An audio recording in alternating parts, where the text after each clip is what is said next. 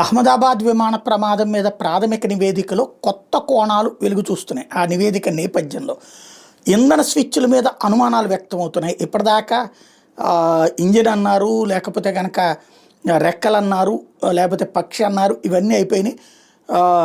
అక్కడ అక్కడ oil pump కాకుండా ఆగిపోయినటువంటి సందర్భానికి సంబంధించి ఒకటేమో చిప్ గురించినటువంటిది ఆరోపణ వచ్చింది. ఇప్పుడు బ్రిటన్కి సంబంధించినటువంటి కాన్సెప్ట్ని బేస్ చేసుకుని ఇంధన స్విచ్ల మీద అనుమానాలు వ్యక్తం అవుతున్నాయి. బ్రిటన్కి చెందినటువంటి పౌర విమానయాన అథారిటీ CIA కీలక ప్రకటన చేసింది. ఈ ప్రమాద ఘట్టక 4 వారాల ముందే బోయింగ్ విమానాల్లోని ఇంధన స్విచ్ల మీద హెచ్చరికలు చేసినట్టు చెప్తోంది.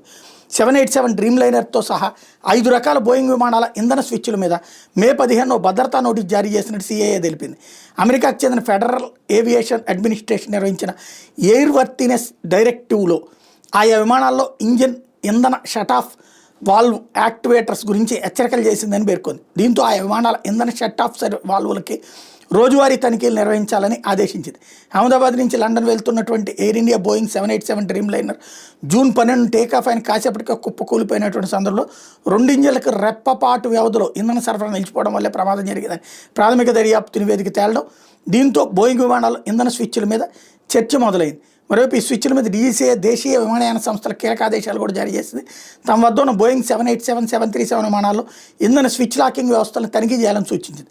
ఆ తర్వాత సంబంధించిన నివేదికలు DGCAకి సమర్పించమంది. ఇక్కడ సమస్యల్లా మిగతా విమానాలన్నీ నడుస్తున్నాయి కదా, ఇప్పుడు ఏదో ఒకటి డైవర్ట్ చేసేయాలి. మొత్తం విమానం గొప్పదే, ఎందుకంటే ఆ సంస్థల లక్షల కోట్ల వ్యాపారాలు యూరప్ దేశాలే కాబట్టి ఏదో స్విచ్ మీదకో దేని మీదకో తోసేయాలన్నమాట. అదే నడుస్తుంది ఇక్కడ.